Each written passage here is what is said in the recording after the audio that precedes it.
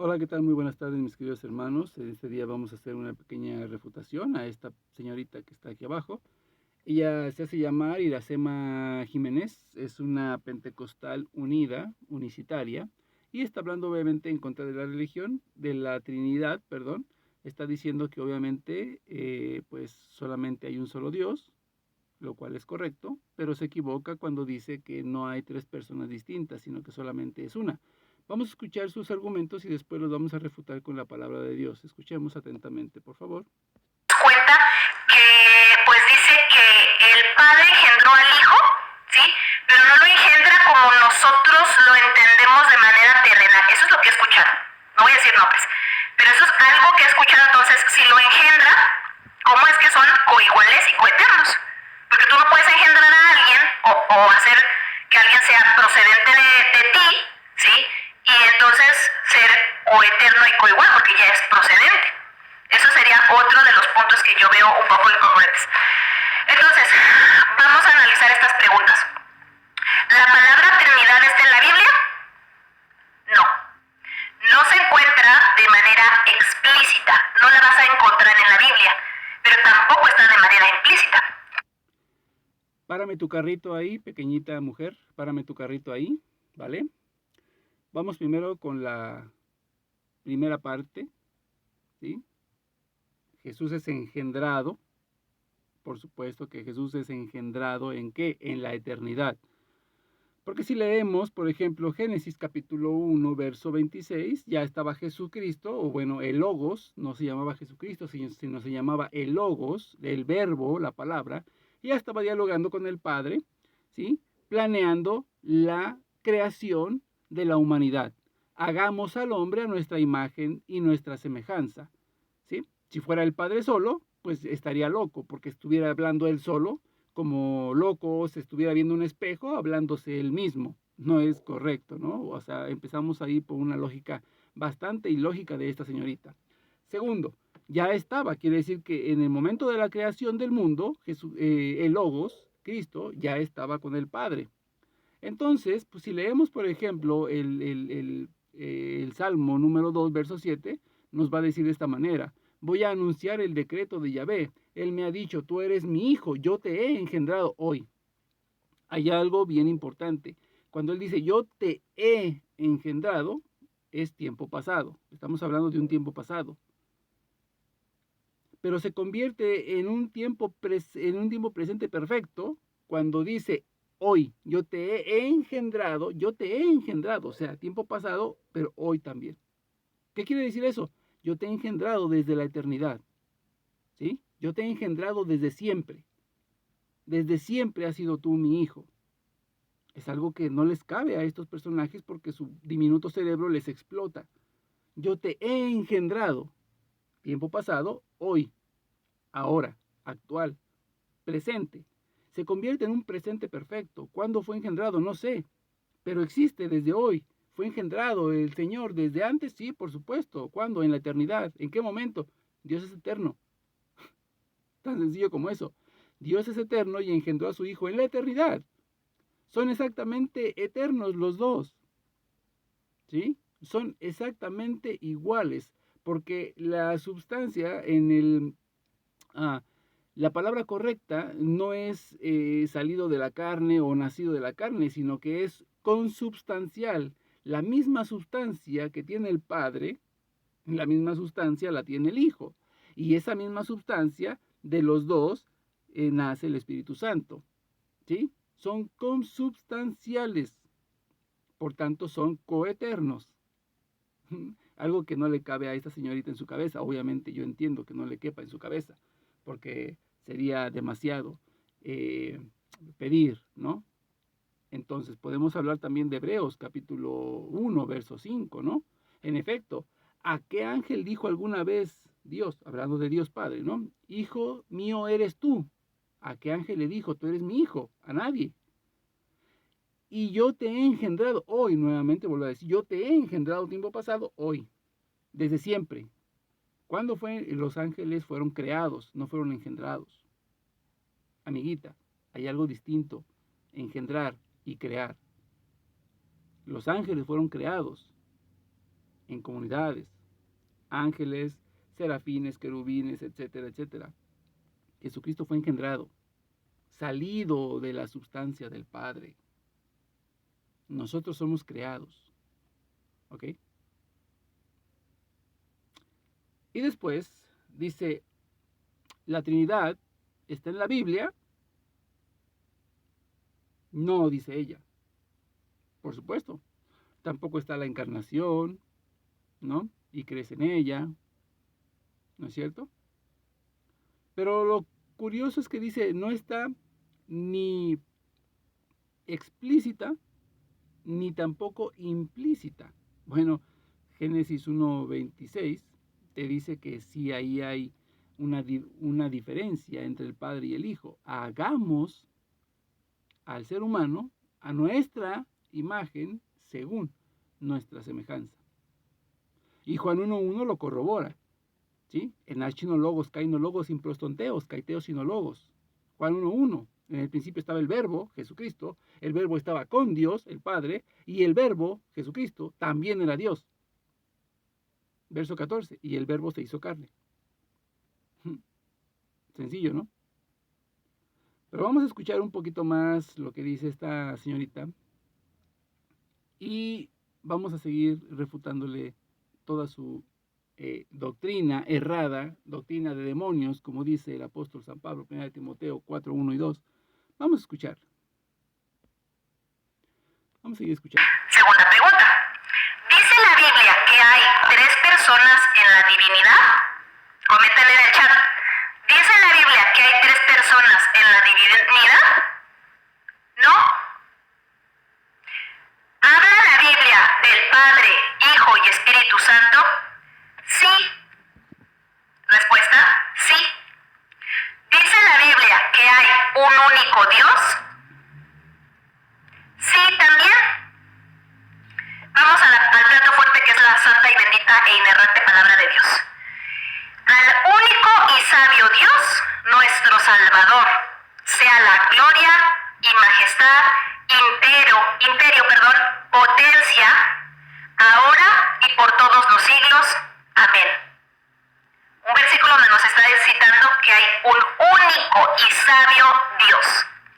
Judas, capítulo 1, versículo 25. Primera de Timoteo 1:17.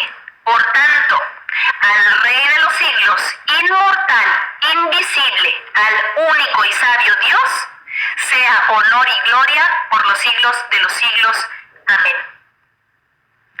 Ahora bien, vamos a ver qué es lo que esto está citado en algunas cartas, ¿verdad? Nos habla de este único. También la vemos un poquito tambalear cuando empezamos a darnos cuenta. Ok. Nos citó Judas capítulo 1, el único capítulo que tiene Judas, versículo 25. Pero yo quiero leer primeramente algo que se le pasó a esta señorita. Es Isaías capítulo 44, capítulo 45, verso 5. Es muy utilizado por los protestantes unicitarios, como la señorita. Y dice así de esta manera: yo Jehová y ninguno más hay. No hay Dios fuera de mí. Yo te ceñiré, aunque tú no me conociste. ¿Sí? Otro texto donde Yahvé Dios o Jehová, lo que llaman ellos, que ya las sociedades bíblicas pues ya reconocieron que Jehová no existe, no es un nombre correcto, ¿no? Pero estos siguen desobedeciendo incluso a sus mismos autoridades. Entonces Yahvé Dios dice: yo Yahvé Dios y ninguno más hay. No hay Dios fuera de mí. Se acabó. Y lo curioso es que la palabra no hay Dios fuera de mí está escrita con D minúscula. Por tanto, ese es un punto muy, muy, muy fuerte para el unicitarismo, ¿no? Diciendo que no hay ningún otro Dios. Y esta mujer cree que cuando se habla de Trinidad, se habla de 3 dioses distintos. No son 3 dioses distintos, son 3 personas distintas en una sola deidad. Porque algo que les estalla a estos amigos en su cabecita es precisamente eso. ¿Cómo es que son 3 y a la misma vez es uno? y las cuentas, las matemáticas no salen, no cuadran, porque entonces serían 4, son 3 verdaderos, un farsante, entonces ya no entendí. Es bien sencillo y es fácil de explicarlo, solamente que su diminuto cerebro no les alcanza para más. Por ejemplo, nosotros, bueno, vamos a tomar el ejemplo del pentecostalismo unicitario, ¿no? No voy a hablar del pentecostalismo en general porque hay trinitarios y unicitarios, pero vamos a tomar el ejemplo, ¿no? La denominación pentecostal unida tiene 1000 sucursales alrededor del mundo. Un ejemplo nada más. Tiene 1000 sucursales alrededor del mundo. Cada una con 10 miembros cada una. ¿Sí? Entonces, ¿cuántos miembros tenemos? ¿No? Entonces, 1000 por 10, tenemos, si no mal recuerdo, es 1.000.000. Y entonces, supongamos 1.000.000 de personas y a la misma vez ese 1.000.000 de personas es uno. ¿Cómo así? Va a decir esta mujer. Pues sí, son 1.000.000 de personas que forman una denominación pentecostal unida. Así de sencillo. Y todas esas ese 1.000.000 de personas son distintas, pero a la misma vez son una sola. 1.000.000 de personas diferentes formando una denominación, la pentecostal unicitaria. Es lo mismo con la Santísima Trinidad. 3 personas distintas en una sola divinidad. Así es. Nosotros, supongamos que hay en todo el planeta 100 millones de personas. Sabemos mucho más, creo que nada más son 100 las que tienen los chinos. Pero bueno, 100 millones de seres humanos. Somos a la misma vez uno solo. ¿Por qué? Porque somos 100 millones de personas compartiendo una sola naturaleza, que es la naturaleza humana. En la Trinidad hay 3 personas diferentes compartiendo la misma naturaleza divina. Sencillo. Muy fácil de explicar, muy fácil de entender, pero para estos es como explicarles no sé, las divisiones chinas. ¿Cómo se hace una división china? Es difícil. Se enredan, se hacen bolas en su cabeza. Por eso es de que no entienden y atacan la Trinidad. Pero bueno, vamos a continuar con la exposición y con la refutación a esta señorita. Vamos a ver. Déjenme ver, aquí tengo ya los textos bíblicos listos, ¿sí? Entonces ya leímos Isaías 45, verso 5. Yo Jehová, o yo Yahvé, ¿sí?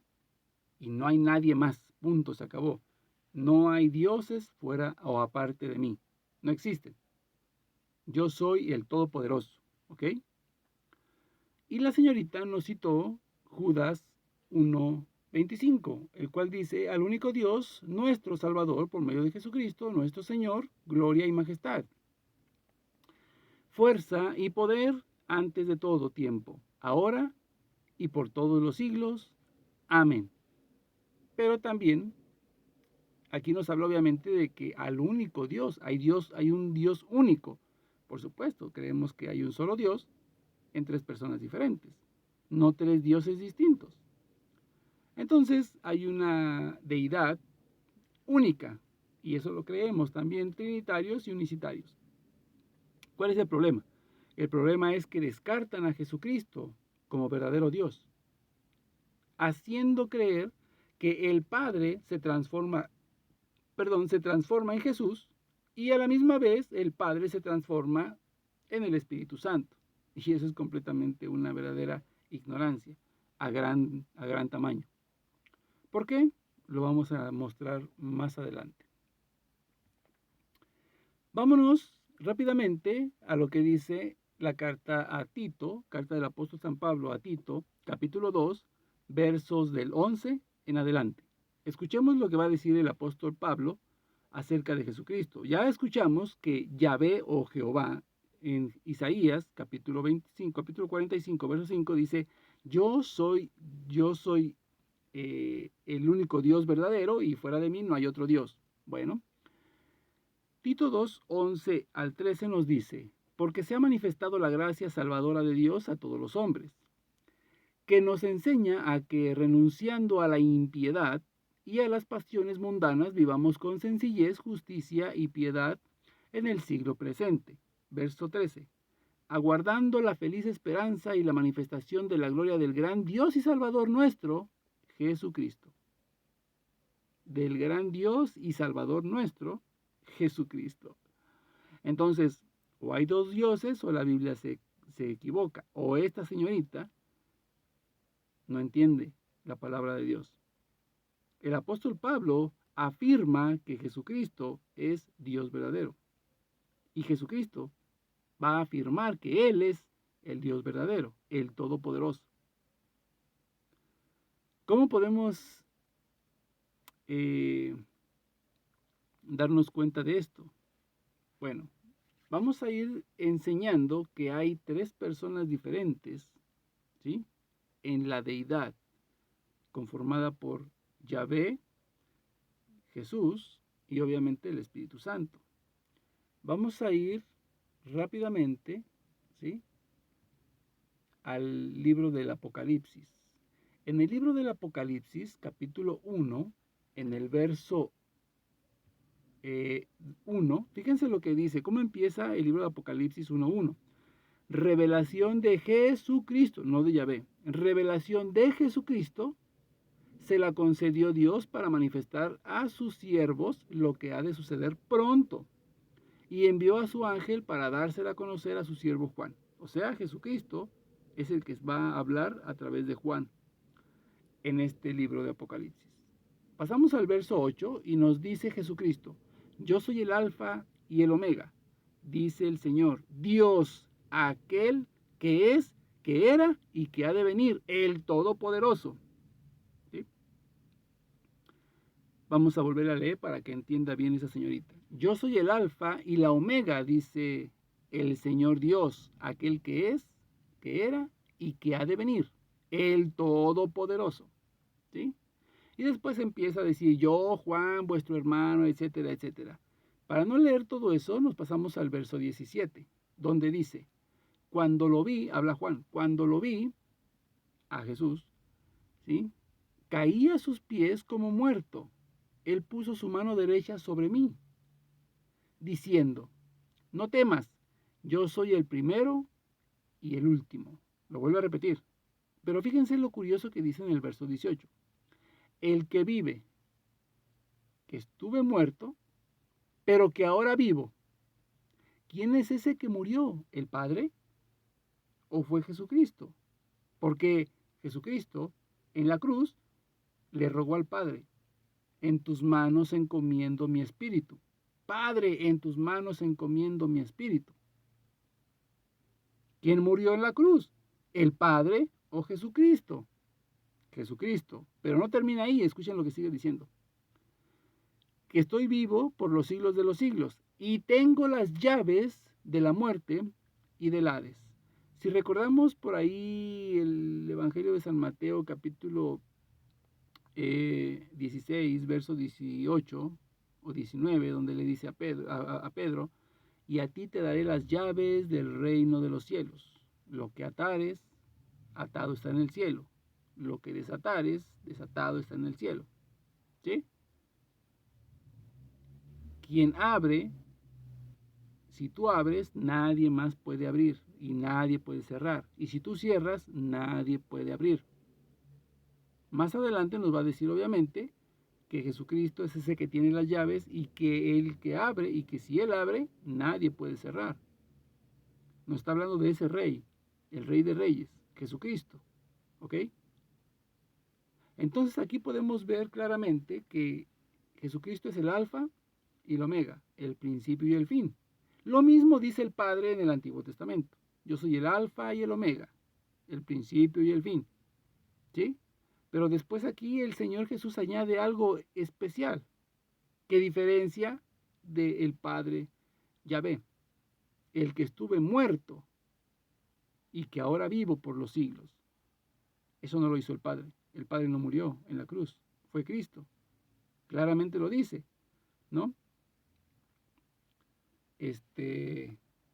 Gálatas, ¿sí? Llegada la plenitud de los tiempos, Dios envió a su Hijo, nacido de mujer. Entonces el que murió no fue el Padre, sino que fue el Hijo, la segunda persona de la Trinidad.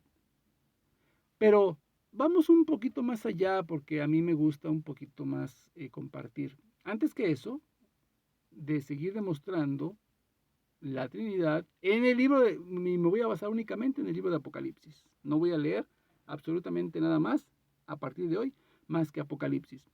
Después leemos en Apocalipsis capítulo 3, en el verso 21, lo que dice. Al vencedor, dice Jesús, al vencedor le concederé sentarse conmigo en mi trono. Escuchen, como yo también vencí y me senté con mi Padre en su trono. O sea, el primero, el que está sentado en el trono, ¿quién es? El Padre. Después Jesús se sienta en el trono y él tiene su propio trono. Por eso nos dice, al vencedor le concederé sentarse conmigo en mi trono, porque yo también vencí y mi Padre me dejó sentarme en su trono. Esto va a ser bien importante. Y esto es bien especial para que nos lo grabemos y no se nos olvide. El que está sentado en el trono es el Padre. ¿Ok?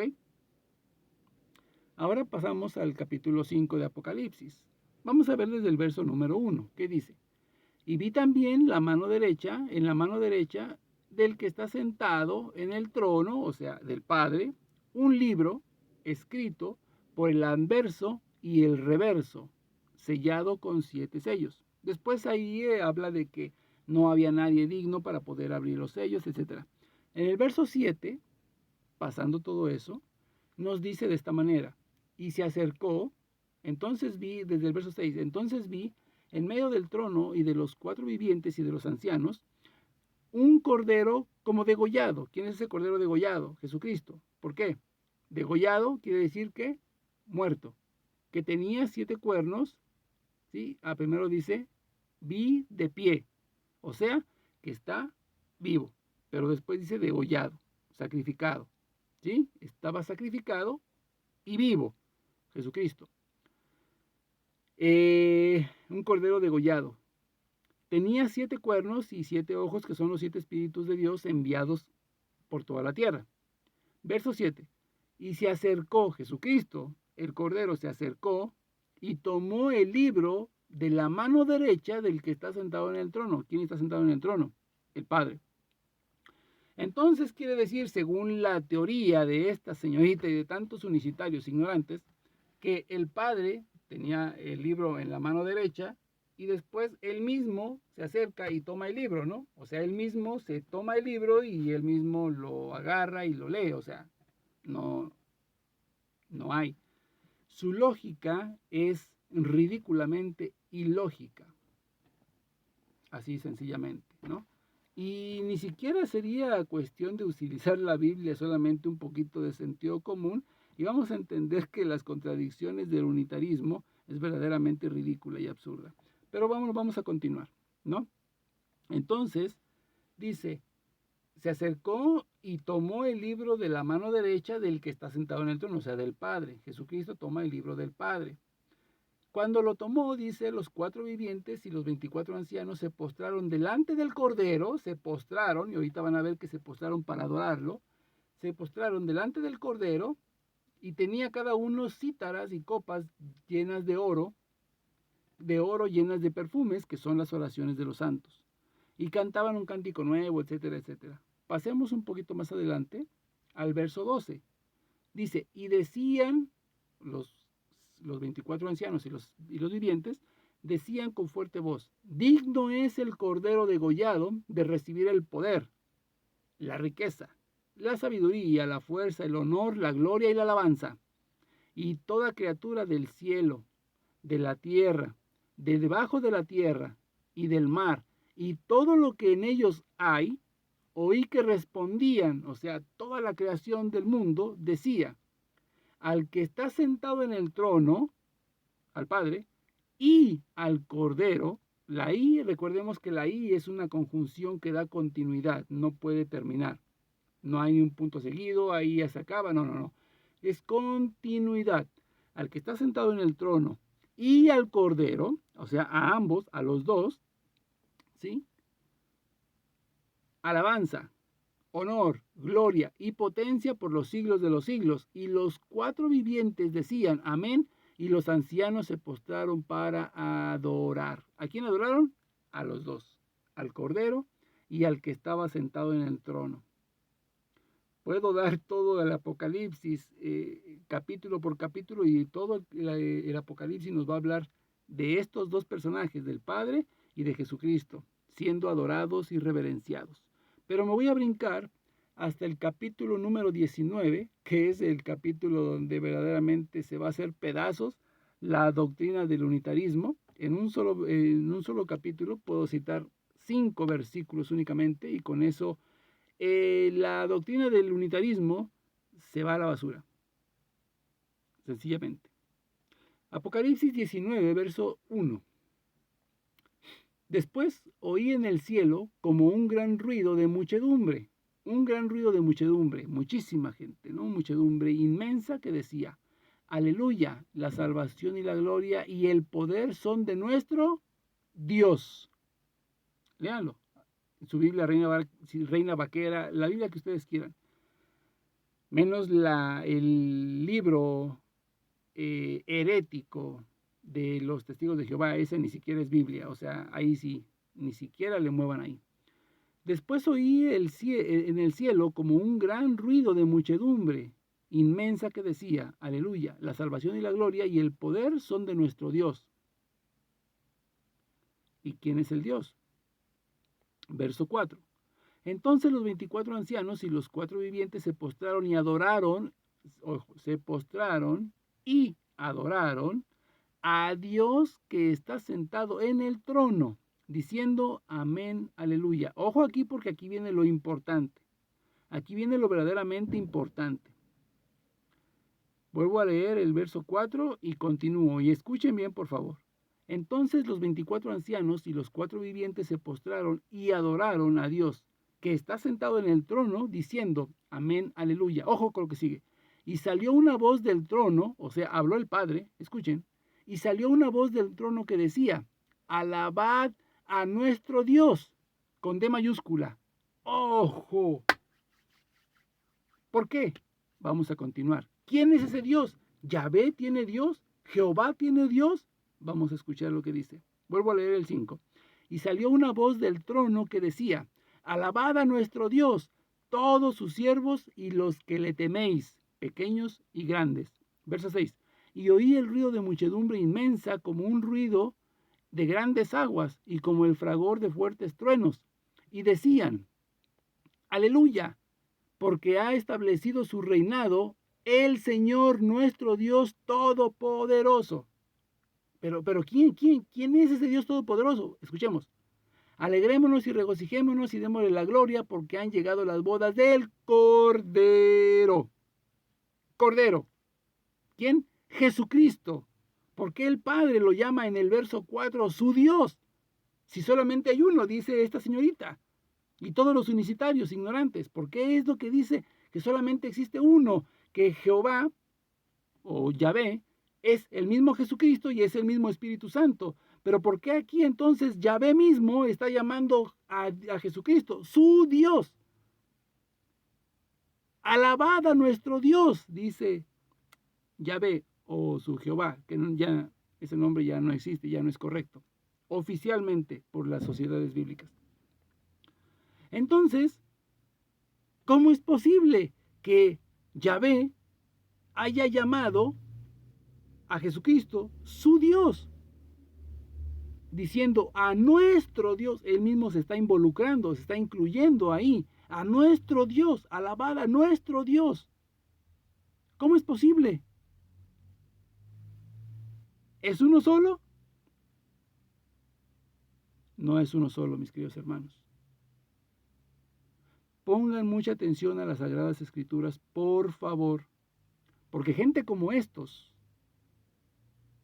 son los que están llevando la destrucción del cuerpo de Cristo. De por sí, el cuerpo de Cristo está fragmentado en 90,000 partes gracias a Martín Lutero y a todos estos personajes que empiezan a fundar sus changarros por todos lados, ¿sí?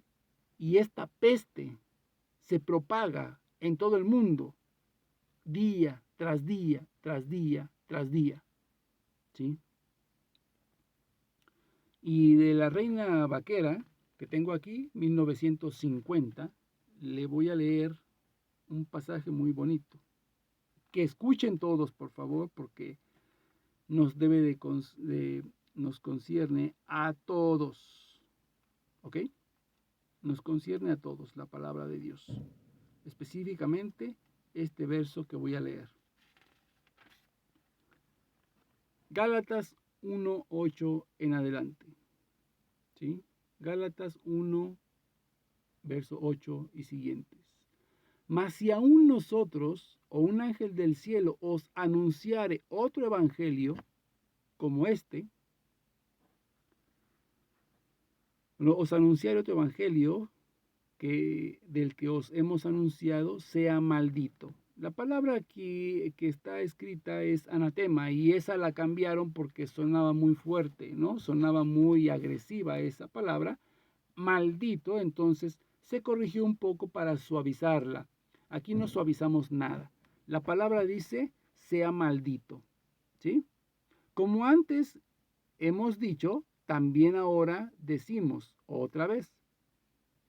Si alguno os anunciare otro evangelio, ¿sí? Si alguno os anunciare otro evangelio del que habéis recibido, sea maldito. Y para todos aquellos que escuchan a estos personajes, ¿sí? Ojo, ¿por qué?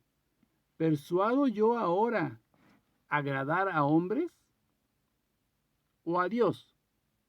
Pregunta. ¿O es que trato de agradar ahora a los hombres en lugar que a Dios?